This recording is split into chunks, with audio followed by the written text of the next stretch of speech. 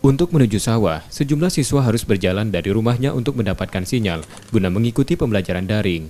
Akibat sulitnya sinyal, mereka terpaksa mengikuti pelajaran di tengah sawah untuk mendapatkan sinyal saat belajar dan mengirimkan tugas.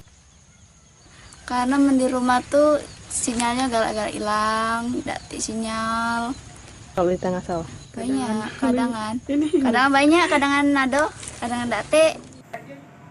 Di lokasi lain, warga berinisiatif memberikan ruang belajar daring gratis untuk siswa.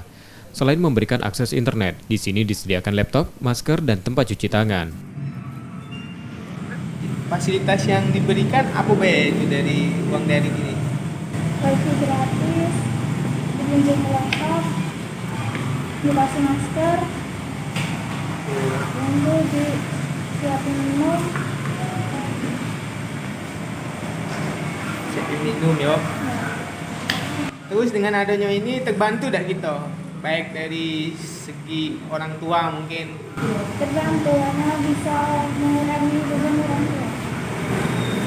Karena apa? Kemarin beli kuota ya? Ya. Inisiatif warga ini dapat dicontoh sebagai kepedulian terutama di tengah pandemi saat ini. Sukma Aldino, Kompas TV, Lubuk Linggau, Sumatera Selatan. Dah, di mana?